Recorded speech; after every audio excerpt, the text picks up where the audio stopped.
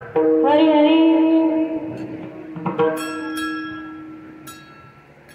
हरी हरी हरी हरी हरी जय राम कृष्ण हरी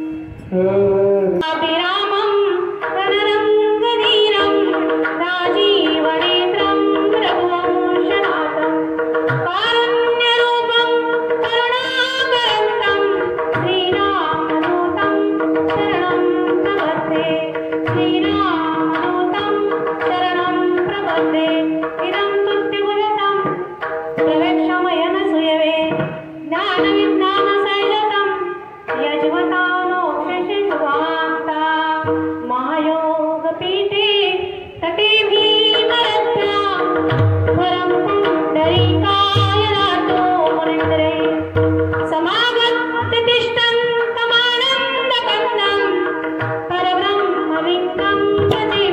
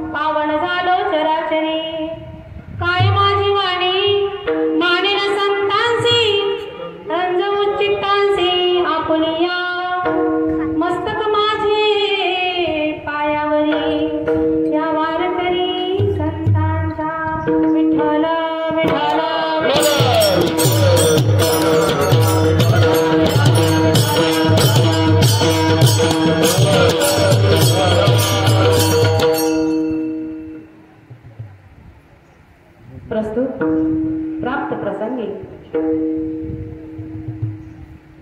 सेवेसाठी निवडलेला अभंग जगद्गुरु जगद्वंदनीय देऊचे सुप्रसिद्ध संत आणि वारकरी संप्रदायाचे कळश असणारे अहो त्यांची तुलना रामेश्वर भट सगळ्यांच्या पाठातल्या आरतीमध्ये करत आहे. तू कित तुळनेसी ब्रह्म तुकासी आले मनोनी रामेश्वरी चरणी मस्तक ठेविले आरती तुकारामा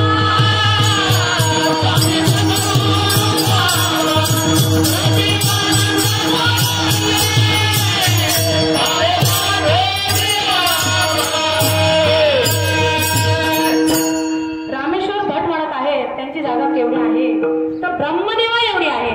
मग अशा ह्या जगद्गुरु तुकोबारायांचा अभंग आज आपण या वास्तुशांतीच्या सेवेनिमित्त 3 चरणाचा अभंग या सेवेसाठी निवडलेला आहे. विठ्ठल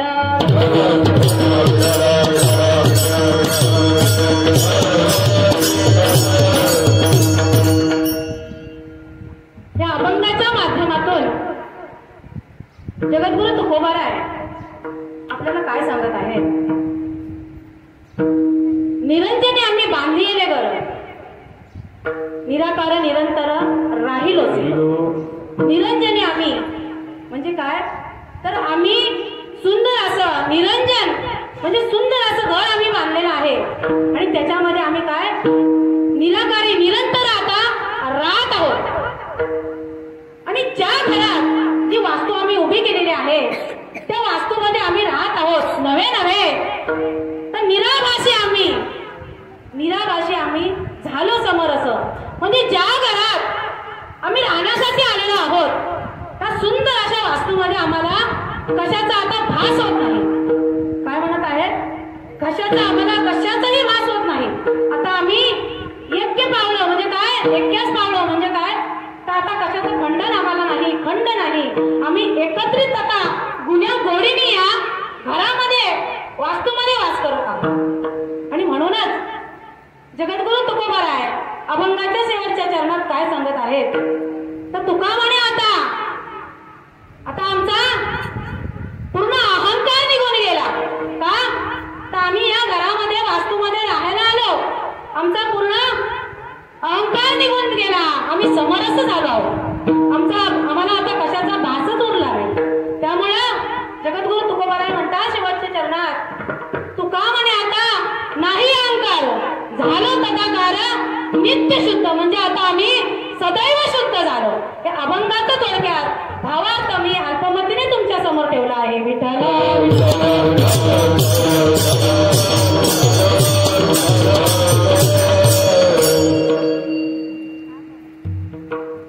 प्रस्तुत प्राप्त प्रसंगी आज ह्या वास्तुशांती निमित्त आज ही एवढी मोठी कीर्तन सेवा आणि कीर्तनकाराचं आद्य कर्तव्य आहे की आपली ओळख करून देणं. आज ह्या पोलादपूर तालुक्यामध्ये हे जंगम परिवार इथे आता निवासस्थानी या राहत आहेत. या तालुक्यामध्ये राहत आहेत. गेल्या कित्येक वर्ष त्या या तालुक्यामध्ये राहत आहेत. आणि त्यांची जी धर्मपत्नी आहे तिचं माहेर आणि माझं माहेर आमचं दोघींचं माहेर एकच आहे. मी खेड तालुक्यातली महाराज मला जाणतात. खेड तालुक्यातली आणि माझं सासर दापोली. आणि आज ही एवढी मोठी सेवा आणि पहिलं म्हणजे खरोखर मी स्वतःला धन्यता देईन. कारण का आज स्वतःच जे जंगम ब्राह्मण आपण ज्यांना आपल्या वास्तुशांतीसाठी बोलवतो आणि त्यांनी आज त्यांच्या वास्तुशांतीसाठी कीर्तनरूपी सेवेसाठी महाराज माझ्यासारख्या पामराची आज त्याने निवड केली. आणि नवे ही सेवा माझ्याकडे न येता माझ्या वडिलांकडे जाणार होती. म्हणजे माझे चुलते आहेत पाठीशी त्यांच्याकडे ती सेवा जाणार होती. पण त्यांनी म्हणाले नाही माझी लेक सेवा करणार. आणि त्यामुळे ही सेवा त्यांच्याकडूनही आणि आज ह्या घराची ज्यांची वास्तुशांती आहे ते म्हणजे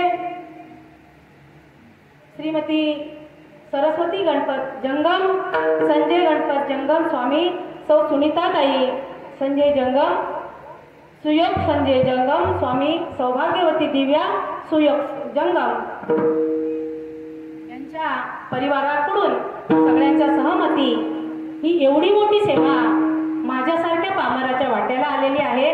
आणि हे तुम्हा सगळ्या संतांचे आणि माझ्या पांडुरंगाचे आणि माझ्या परमपूज्य सद्गुरू सीताराम स्वामी शेडगे यांच्या कृपाशीर्वादाने ही एवढी मोठी सेवा माझ्या वाट्याला आली. हे मी माझं अवभाग्य समजते. माझं पामराय काय थोरपण पायीचे वाहन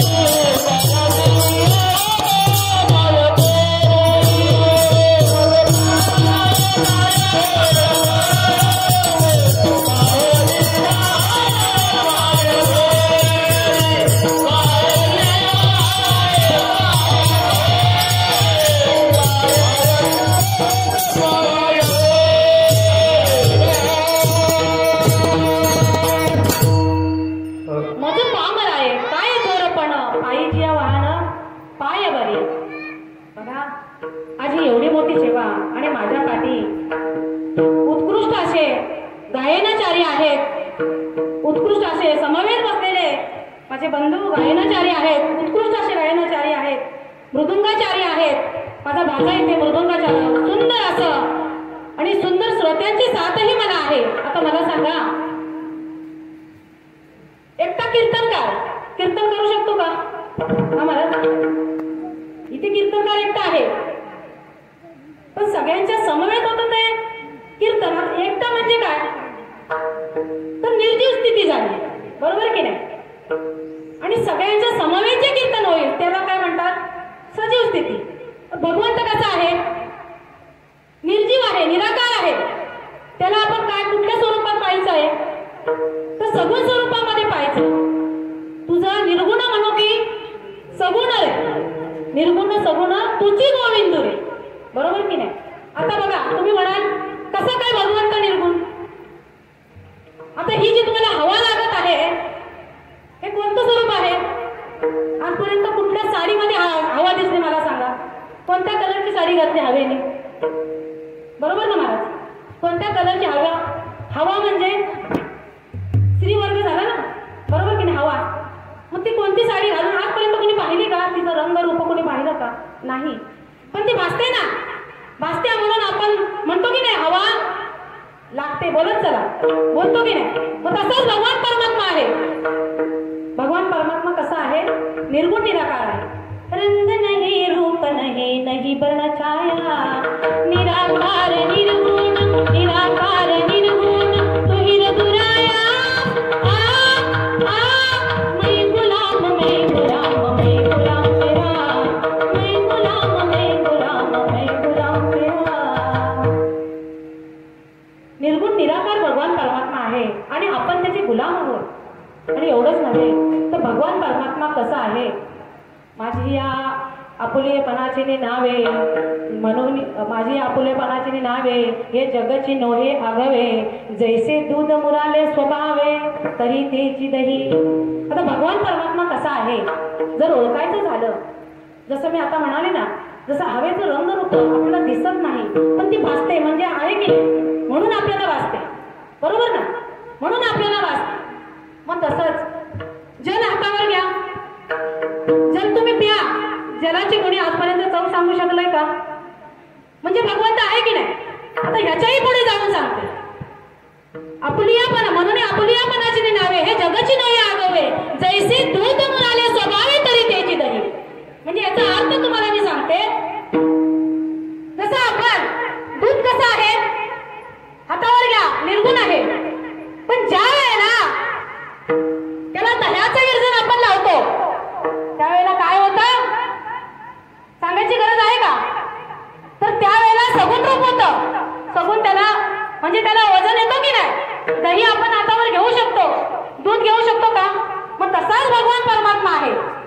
तसंच आज जी ही स्थिती आहे, मी एकटी जरी ती कीर्तनकार उभी असली, सांगण्याचं तात्पर्य माझं आहे, एकटी कीर्तनकार मी कीर्तन करू शकत नाही. तेव्हा मला तुम्हा सगळ्यांची साथ पाहिजे आणि तेव्हाच्या कीर्तन रूपी सेवेला रंग भरेल विठाला.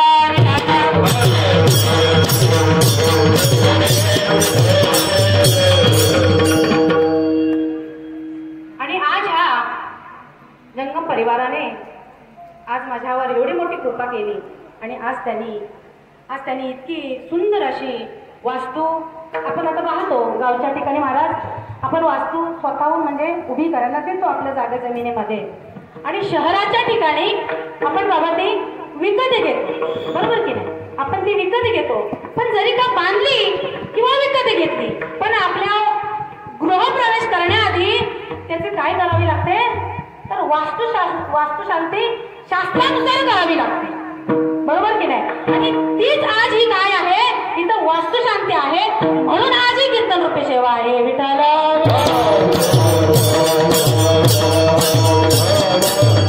आणि माझं सांगण्याचं तात्पर्य असं आहे की ही कीर्तन रूपी सेवा जी आज ह्या परिवाराने माझ्याकडे सोपवलेली आहे, त्यांची मिळवणी आहेच, पण लक्षात ठेवा, जेव्हा जेव्हा हा कीर्तन सोहळा जिथे जिथे असेल, कीर्तन सोहळा बघा, कीर्तन रूपी सोहळा सप्त्याच्या ठिकाणी असतो, कोणी पूजेनिमित्त ठेवतो, कोणी सप्ताह पारायणानिमित्त ठेवतो, तर कोणी कुणाचा बारसा असेल तर लेकराचा बारसा असेल तर आवडीने ठेवतो, तर कोणी जयंतीनुसार ठेवतो.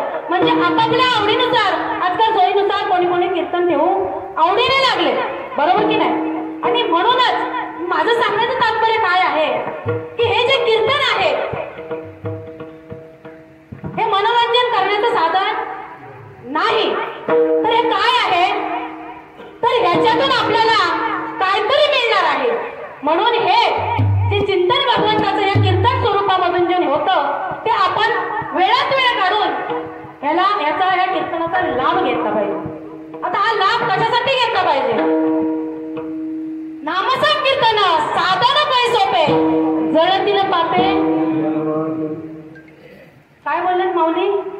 नामसंकीर्तन साधन पै सोपे जळतील पापे.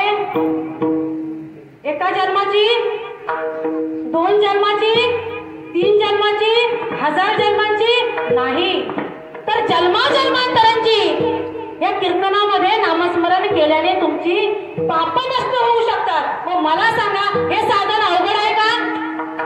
हे साधन किती सोपं आहे, पण आपण याच्यासाठी वेळात वेळ काढतो का? महाराज, मागच्या वेळेला मी आपल्या इकडे कीर्तनाला गेली होती. महाराज,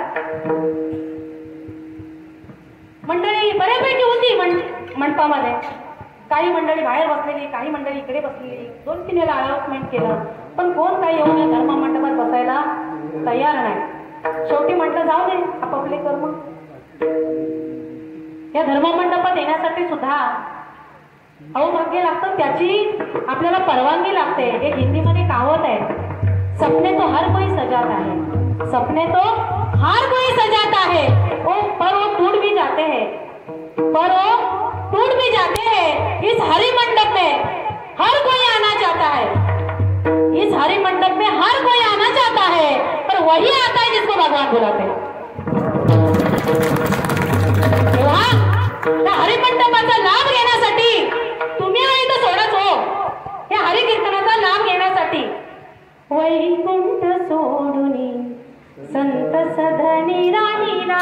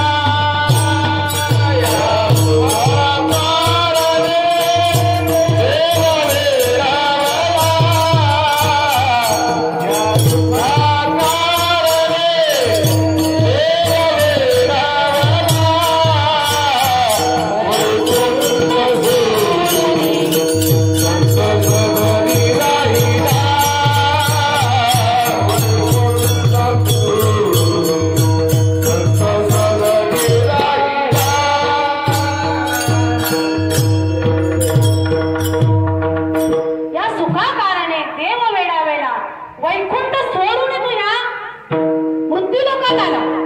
अहो स्वर्गीचे आम्हाला इच्छिता ते देवा मृत्यू की व्हावा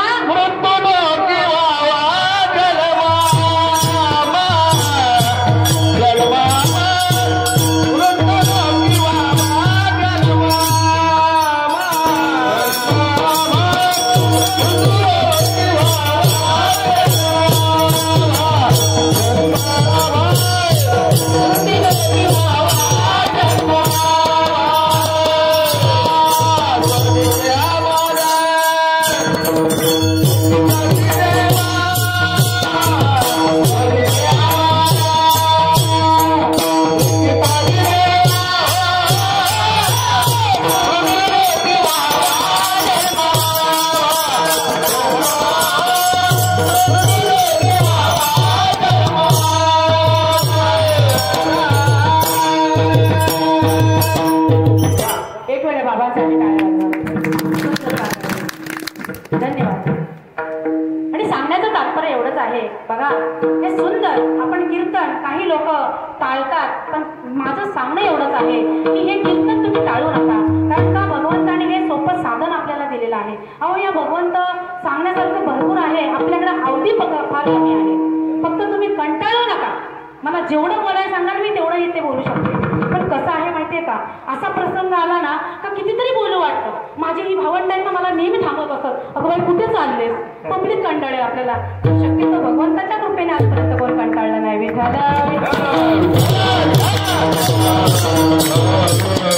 माझं सांगण्याचं तात्पर्य एवढंच आहे बघा, हे हरिभजन भगवंताचं नुसतं बघा. हरी भगवंत कसा आहे, आपण एखाद्या लग्न सोहळ्यात जा, तुम्हाला तिथे आनंद मिळतो की क्षणभर तुम्ही त्या देवाच्या मंदिरात जाऊन पांडुरंगाच्या समोर जेव्हा उभे राहता तर तिथे आनंद मिळतो. देवाची द्वारी उभा क्षणभरी ते निमुक्तीचारी साधी येण्या, बरोबर की नाही. सुंदर ते ध्यान उभे विटेवरी कर कटेवरी ठेवणीया, बरोबर की नाही. ते सुंदर जेव्हा भगवंताचं रूप आपण पाहतो तेव्हा आपल्याला किती आनंद होतो त्याचा, बरोबर की नाही. मग माझं सांगण्याचं तात्पर्य एवढंच आहे बघा. एवढंच नव्हे, जेव्हा नामदेव महाराज पंढरीमध्ये कीर्तन करत होते त्यावेळेला सुद्धा नामदेव महाराज कीर्तन करू लागले की भगवंताच्या अंगात पतरण भरायचं. नामदेव कीर्तन करी पुढे देवनाथ पांडुरंग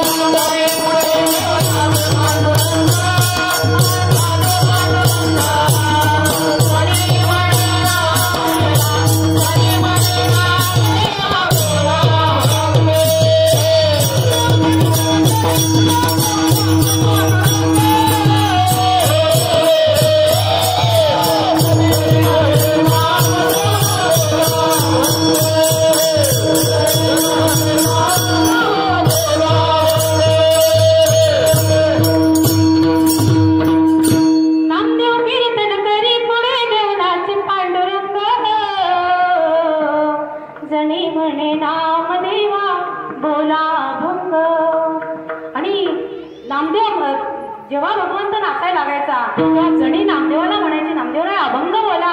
आणि इतका देव नाचायचा की कबीर महाराज बोलतात, नाचता नाचता देवाचे गळली पितांबर सावध होई देवायचे बोले कबीर. मग मला सांगा, अहो जगत जनता जर या मृत्यूलोकात येऊन नाचतोय, जर तो हे हरिकीर्तन अटेंड करतोय, याचा लाभ घेतोय, म्हणजे विचार करा हे हरिकीर्तन किती मोठं आहे. म्हणून ह्या हरिकीर्तनाचा बघा हे साधन. आणि ह्याच्या पुढे एक जाऊन तुम्हाला माझ्या माता माऊलींची संख्या तिथे उपस्थिती जास्त आहे, म्हणून माझं एक सांगणं आहे प्रत्येकाला. बघा आपण जरी स्त्रिया वर्ग असलो तरी भगवंताने दोन जाती, मी प्रत्येक कीर्तनामध्ये सांगते, स्त्रिया भगवंताने दोन जाती घडवल्या, स्त्री आणि पुरुष. आणि ह्या दोघांनाही समान हे दिलेलं आहे की आपली सोडवणूक आपुले आपण करा सोडवणं, संसार बंधन तोडा नाही. आणि कुठलेही संत सांगत नाहीत की संसार सोडून तुम्ही हा परमार्थ करा, म्हणजे ठाईचं बैसोनी करा एक चित्त आवडी आनंद आळवावा. आपल्याला या संसारांना बघा आपली सोडवणूक करून आपण 84 लक्ष योनी फिरून हा जन्म आपल्याला मिळालेला आहे. तेव्हा या जीवनाचं सोनं करून घ्या. आपल्याला या संसारातून कसं मुक्त कसं होता येईल, आपल्याला कसं भगवंतापर्यंत पोहोचता येईल याची आपण सगळ्यांनी आलोचना करा. कारण का बघा, हा देह भगवंताने आपल्याला जोपर्यंत दिलाय तोपर्यंतच आपण याची आपल्या जीवनाची सोडवणूक करून घेऊ शकतो. पुनर्वित्तम पुनर्वित्तम पुनर्वित्तम पुनर्भार्या पुनर्मही एक सर्व पुनर्लभ्य न शरीर पुन्हा पुन्हा. बघा, एकदा भगवंताने आपल्याला हे शरीर दिलं आहे, पुन्हा पुन्हा तो देणार नाही. तेव्हा ह्या जेव्हा मानव जन्मात तुम्ही आलेला आहात त्याचं एकच कारण आहे की तुम्ही तुमची स्वतःची सोडवणूक करून घेण्यासाठी आलेला आहे. विठ्ठल विठ्ठल.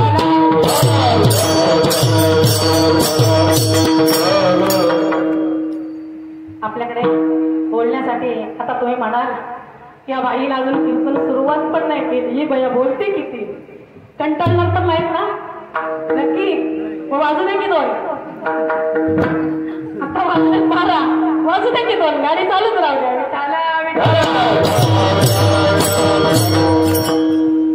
आज ह्या ठिकाणी वास्तुशांती आहे. आता मी अभंगावरती येते आणि जगद्गुरु तुकोबारायांचा अभंग आज आपण या सेवेसाठी निवडलेला आहे. आणि अभंगाच्या माध्यमातून जगद्गुरु तुकोबाराय आपल्याला सांगत आहेत, म्हणत आहेत, काय म्हणत आहेत तर निरंजने आम्ही बांधिले घर, निराकार निरंतर राहिलो. बरोबर. आता जगद्गुरु तुकोबाराय म्हणतात की निरंतर आम्ही बांधिले घर. आता जेव्हा आपण सगळे इथे वयोवृद्ध मंडळी सुद्धा आहेत, जाणते आहेत, ज्ञानी आहेत, त्यामुळं बहुश्रुत श्रोता आहेत, त्यांना सांगायची काही गरज नाही. आणि आपण सगळे जाणतो ज्या वेळेला आपण ही वास्तुशांती उभी करतो आणि वास्तुशांती उभी केल्यानंतर घर म्हणजे घरामध्ये प्रवेश करण्याआधी आपल्याला काय करावी लागते तर वास्तुशांती करावी लागते. तर ती वास्तुशांती आपण का करतो याचं कारण थोडक्यात मी तुमच्या समोर ठेवणार आहे. आता ही वास्तुशांती का करावी आणि का करतो याच्या मागे 4 रिझन आहेत, याच्या मागे 4 महत्व आहेत. आणि ते 4 महत्व असे आहेत. त्यातलं पहिलं महत्व, जेव्हा आपण ही वास्तू उभी करायचा विचार आपल्या मनात येतो, आपण एखादी जागा घेतो किंवा आपण गावच्या ठिकाणी आपले भाऊजी म्हणायला गेलं तर आपल्याकडे चोंडे म्हणतात. आता ह्या प्रत्येक परिसरामध्ये प्रत्येक भाषेमध्ये प्रत्येक गावाकडची भाषा वेगळी. तसं आपल्याकडे चोंडे म्हणतात. कोणी चोंडा निवडतो, कोणी आपली जागा निवडतो. आणि अशी जागा बघून जो तो आपली निवास उभा करण्याचा विचार प्रत्येकाच्या मनात येतो. आणि ज्या वेळेला मनात विचार येतो तेव्हा पहिलं कारण असं आहे की ज्या वेळेला आपण ती जागा घरासाठी निवडतो तेव्हा त्या जागेची आपल्याला जोपासना म्हणजे पाहणी करणं गरजेचं आहे. मी काय सांगते नीट ऐका. पाहणी का करणं गरजेचं आहे? कारण का ती जागा अनिष्ट आहे की कनिष्ठ आहे हे पाहणं गरजेचं असतं. तर त्यासाठी आपल्याला काय करायला पाहिजे तर 3 बघा, मी सांगत नाही, मी वाचले तुम्हाला सांगत आहे. 3 बाय 3 फुटाचा खड्डा, लांबी रुंदीनी उंची असा मिळून तो खड्डा खोदायचा. आणि तो खड्डा खोदल्यानंतर त्याच्यामध्ये तंत पाणी भरायचं. आणि तंत पाणी भरल्यानंतर तो खड्ड्यामध्ये तंत पाणी भरल्यानंतर त्या खड्ड्यामधलं पाणी जर थोडंसं त्याच्यामध्ये जिरलं तर समजायचं ही जागा काय आहे, कनिष्ठ आहे. काय समजायचं? बोलत चला, कनिष्ठ आहे. आणि अजून त्याच्यापेक्षा जास्त जिरलं, मध्यम जिरलं तर काय समजायचं ही जागा मध्यम आहे. आणि पूर्णतः जिरलं तर काय समजायचं ही जागा उत्तमात उत्तम आहे. मग आपल्याला तिथे बांधकाम करायला हरकत नाही. पण शक्यतो जमीन मारल्यानंतर खडक जरी असलं पाणी जिरतं, बरोबर की नाही? पण आपण काय करायचं, आपण काय करतो जमिनीचं शुद्धीकरण करण्यासाठी आज ज्यांच्या घरी वास्तुशांती आहे त्यांनाच आपण आपल्या घरी बोलवतो आणि त्यांच्या हाताने जंगमांच्या हाताने आपण काय करतो तर त्या भूमीचं पूजन करून तिचं शुद्धीकरण करतो, बरोबर की नाही? आणि दुसरं कारण म्हणजे कोणतं कारण तर ज्या वास्तूसाठी आपण लोखंड वापरतो, आपण लाकडी वापरतो, आपण रेती सिमेंट वापरतो, नव्हे तर काही कामानिमित्त माणसांचाही तिथे वापर केला जातो. तर बांधकाम तर माणसंच करतात, जनावर तर करत नाही. मग त्या बांधकामामध्ये कुठल्या बाजूने विटाळ येऊ नये म्हणून त्या गोष्टीचं ब्राह्मण म्हणून शुद्धीकरण मी आता धावत्या रीतीने सांगत जात आहे. शुद्धीकरण केलं जातं. तर तिसरा मुद्दा असा आहे की जी वास्तू आहे, आता हे कारण तुम्ही नीट ऐका, ही जी वास्तू आहे, जी वास्तू उभी करण्याआधी त्या जागेमध्ये आज आपण वास्तुशांती का करतो त्याचं कारण हे मूळ आहे. जी ही वास्तू बांधतो त्या वास्तूमध्ये पहिल्यापासूनच एक वासुकी नावाचा राक्षस अधिराज्य करत असतो आणि आपण त्याच्या परवानगीशिवाय तिथे येऊन घर बांधतो. आता मला सांगा, आता तुम्ही सगळे पोलादपूर तालुक्यातले महाराज बरोबर ना, आणि मी इथे येऊन जर दादागिरी केली तर ह्या महाराजांना तुम्ही पुढे बोलवाल का? बरोबर की नाही? आता ज्याच्या जागेत आपण घर बांधतोय तर त्याची परवानगी जर आपण घेतली नाही तर तो आपल्याला खवल का? बरोबर की नाही? मग तो काय करतो? आपल्याला दिवसायला सुरुवात करतो, उंगल्या करायला सुरुवात करतो. मग तो काय करतो? तर घरी आल्या आल्या घर बांधल्या बांधल्या जर त्याची वास्तुशास्त्राप्रमाणे सुरुवात केली नाही, शांती केली नाही तर जीव हत्या, जीवितहानी होऊ शकते किंवा एखाद्याचा पाय तुटू शकतो, विविध प्रकारच्या हानी होऊ शकतात. मी आता जास्त लांबवत नेत नाही, तर विविध प्रकारच्या तिथे काहीतरी अघटित होऊ शकतं. म्हणून काय करायचं असतं? तर एवढंच नाही, तो